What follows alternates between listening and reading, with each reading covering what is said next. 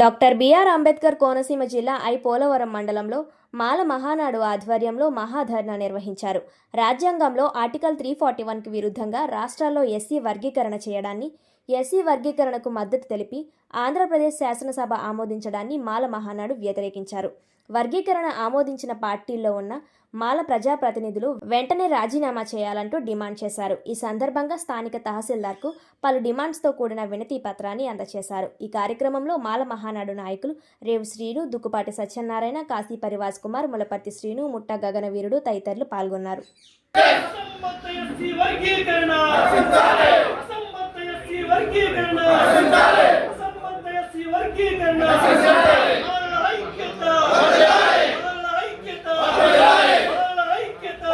నిన్న మరి ఎన్డీఏ కూటమి ప్రభుత్వం నిన్న వర్గీకరణ తీర్మానాన్ని మరి అసెంబ్లీలో ప్రవేశపెట్టడాన్ని మరి పోలవరం మాల మహానాడు జేఏసీ మరి పూర్తిగా మేము వ్యతిరేకిస్తున్నాం. ఏదైతే ఇది వర్గీకరణ అనేది మరి ఒక జనాభా లెక్కల ప్రాతిపదన లేకుండా ఏమీ లేకుండా మరి వాళ్ళ ఇష్టం వచ్చినట్టు ఏ దొంగ లెక్కలు చూపించి మరి ఆ కార్యక్రమాన్ని ముందుకు నడిపించడం చాలా దురదృష్టకరం. ఇది రాజ్యాంగ విరుద్ధమైన చర్య. ఎందుకంటే దళితులు ఇది ఆత్మాభిగానానికి సంబంధించిన విషయం. గత 30 సంవత్సరాల నుంచి ఏబిసిడి ఉద్యమం మరి ఆంధ్రప్రదేశ్ అంతా నడుస్తుంది. కానీ అయినప్పటికీ కూడా మరి ఏదైతే సుప్రీంకోర్టు జడ్జిమెంట్ చెప్పిన తర్వాత దీన్ని అన్యూనంగా తెర మీదకు తీసుకొచ్చి కనీసమైన జనాభా లెక్క లేకుండా ఒక జాతికి దోచిపెట్టాలని కుట్ర చేసి మరి ఒక మాల ఉపకులాలందరికీ కూడా అన్యాయం చేసే విధంగా మరి నిన్న ఈ కార్యక్రమాన్ని 7.5 మాకు ఇచ్చి లేకపోతే 6.5 వేరే కులాలకు ఇచ్చి దీన్ని మూడు గ్రూపులుగా వర్గీకరించి మరి దీన్ని అసెంబ్లీలో ప్రవేశపెట్టడం చాలా దుర్మార్గమైన చర్య.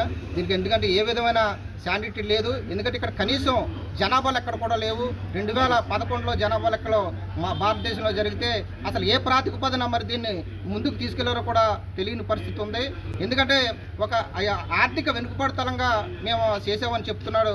చాలా దుర్మార్గమైన చర్య అది.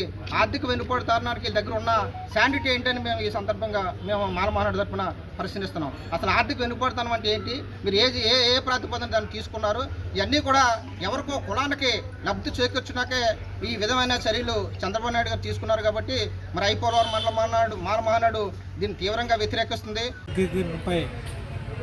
రాజీవ్ రంజన్ మిశ్రా నివేదిక అంతా తప్పులని, అదేవిధంగా ఈ రాజ్యాంగానికి విరుద్ధంగా ఉన్న ఆర్టికల్ 341 ఆర్టికల్ విరుద్ధంగా ఈ ఏబిసిలను వర్గీకరించకూడదని గతంలో సుప్రీంకోర్టు ఇచ్చిన డైరెక్షన్ని వైలేట్ చేస్తూ ఈరోజు ఈ మన పోలవరం మాల మహానాడు జేఏసీ కార్యక్రమంలో అందరూ తెలపడం జరిగింది. అయితే 1931లో ఉన్న అప్పుడు బ్రిటిష్ ప్రభుత్వం ఉన్న టైంలో ఇచ్చిన రిజర్వేషన్లను 14% అయితే దాదాపు 100 సంవత్సరాల్లో జరుగుతున్న ఈ తరుణంలో అప్పటి జనాభా ఇప్పుడు జనాభా పోల్చుకుంటే 3% పెరిగారు. ఆ జనాభా ప్రాతిపదికగా ఇప్పుడు రిజర్వేషన్లో ఏర్పాటు చేయవలసిన అవసరం ఎంతైనా ఉంది. ఇప్పుడు ఓటు బ్యాలెట్ కోసం రాష్ట్ర కేంద్ర ప్రభుత్వాలు ఈ ఎస్సీ వర్గీకరణ తెర మీద తీసుకొచ్చి ఈ ఏదైతే ఎస్సీలకి జరగవలసిన వివక్షత చాలా రాజ్యాంగ విరుద్ధం. అది రాజ్యాంగ పరంగా ఆర్టికల్ 347 చెప్తుంది, ఎస్సీ ఉక్కు చట్టాన్ని ముట్టుకునే హక్కు ఏ ప్రభుత్వానికి లేదు. ఎలక్టరల్ కాలేజ్ ద్వారా తీర్మానం చేసి తర్వాత రాష్ట్రపతి ఆమోదం చేసి ప్రజా ఆమోదం పొందిన తర్వాత చేయాలి. ఇది కేవలం ఒక కులాన్ని దగ్గర మెప్పు పొందడానికి, ఒక కులాన్ని ఓటు బ్యాంక్గా మార్చుకోవడానికి చేసిన కుట్ర ఇది. దీన్ని మేము అందరం వ్యతిరేకిస్తున్నాం. పైగా 1931లో బ్రిటిష్ వారు ప్రపోజ్ చేసిన రిజర్వేషన్నే ఇప్పటి వరకు కొనసాగిస్తున్నారు. అప్పటి జనాభా చాలా తక్కువ, ఇప్పుడు ఈవేళ 140 కోట్ల జనాభా పెరిగాం. దాంట్లో మా వాటా అయితే మా లెక్కల తమాషా ప్రకారంగా 22% రిజర్వేషను ఎస్సీలకు ఇవ్వాలి. మరి దాన్ని అంతా తుంగలో తొక్కి ఈవేళ మరి ప్రజల జీవితాలతోటి, భవిష్యత్తు వారి తరాలతోటి జీవితాలతో ఆడుకుంటున్నారు.